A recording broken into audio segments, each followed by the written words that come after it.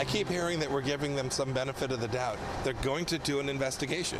And when the investigation comes out, we'll evaluate it. We'll evaluate this on a factual, straight-up basis. They're a tremendous purchaser of not only military equipment, but other things. When I went there, they committed to purchase $450 billion worth of things and $110 billion worth of military. They're an important ally, but I want to find out what happened. We have asked for it, if it exists. We have asked for it. They have asked for tapes and audio tapes, videotape from Turkish officials who have been briefing reporters on the ground about what they call gruesome circumstances in the killing, they say, of Jamal Khashoggi, the Saudi journalist, in the consulate in Istanbul. But what is going to happen with this administration as it plays out? Let's bring in our panel. Charles Hurt, opinion editor for The Washington Times. Jonathan Swan, national political reporter for Axios, and Washington Post columnist Marc Thiessen. Marc, your thoughts on this? So if this did in fact happen and it was MBS, the crown prince who was behind it, it is first of all, it's a horrific crime. But second, it's a massive betrayal of Donald Trump. Donald Trump has really invested himself in both in the crown prince and in Saudi Arabia. He made his first visit to that country. He's backed his reforms. And so this would be a mass to go and actually kill and dismember an American permanent resident who was very closely tied into Washington is a big deal. Jonathan. Well, you're seeing the resistance from Trump is because of exactly what Marc said, which is they've invested a lot in this guy. They put a huge bet on him. And it's not just President Trump, it's Jared Kushner. When he came in, he formed a personal bond with MBS, the Crown Prince Mohammed bin Salman, very much as the administration bought into the idea that he was a visionary reformer.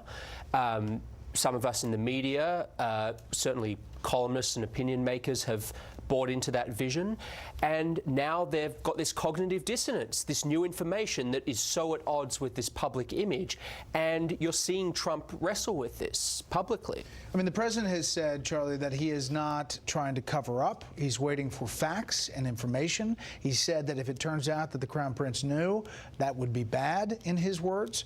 The Secretary of State trying to walk the line in this trip before he comes back. Take a listen to the investigation statements. I don't want to talk about any of the facts. They didn't want to either, in that they want to have the opportunity to complete this investigation in a thorough way. We need to know the facts before we can begin to formulate what the appropriate response for this would be. We just need to make sure that we are mindful of that as we approach decisions that the United States government will take when we learn all of the facts associated with whatever may have taken place. I mean, you know, he had to kind of walk it back today because he wants to know the facts. They didn't want to talk about it because the investigation, they say, is still continuing. Yeah, I do get the sense, though, that they realize that there are pretty high stakes here. But what we're seeing from President Trump is what we've seen from presidents ever since 9/11 and even before that, who are, they understand that it's a terrible thing to go around killing people in this fashion and killing especially somebody who is an American permanent resident and a journalist. But I think he's also, like previous presidents, concerned about other things like business interests, like oil in the region. The difference between him and predecessors is Trump actually comes out and just says it, which is kind of shocking to the political system, I think. But he's also concerned about the American economy and $7 gasoline, a gallon gasoline, and those are totally legitimate things for him to be concerned about. But I do think that they are. I do think that they realize how serious this is, and that they're not going to be. This is not something that can get swept under the rug. Go ahead. I was just going to say, again, to help explain how Trump sees this.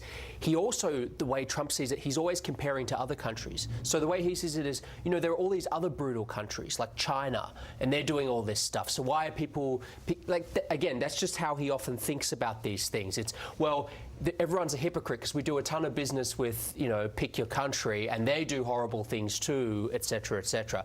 I'm not trying to excuse it. That's just how he views this situation. And that is problematic for Capitol Hill, left and right so far, from what we're hearing. Sure. Look, there are three facts in play here. Number one, this is a horrific crime. It can't get swept under the rug. There are going to be consequences. Even if the president doesn't want to impose consequences, Congress is going to insist on some consequences. Number two, we need Saudi Arabia, not so much for oil because of the fracking revolution. We're much more energy independent than we were a few years ago, but we need them to contain Iran. There is no other country in the region that can be a counterweight to Iran. And three, MBS isn't going anywhere. This is a monarchy, not a democracy. He's the son of the king.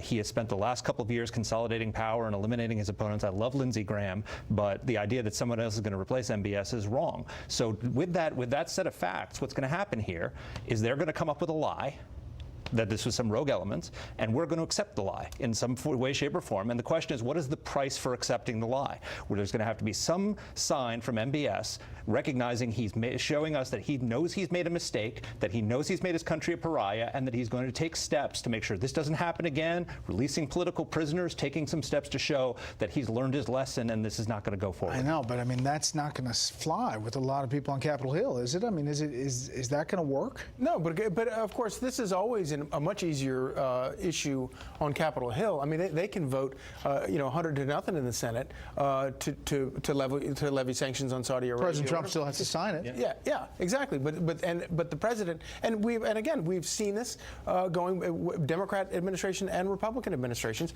Presidents don't like to mess with this tiger because of and you're right. Of course, we're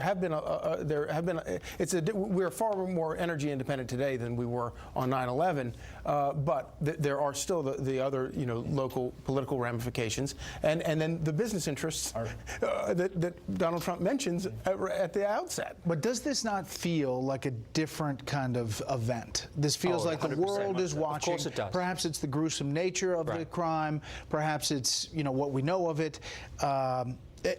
Obviously the Turks, the Iranians, Qatar, they're all trying to fuel the story because they don't like Saudi Arabia particularly.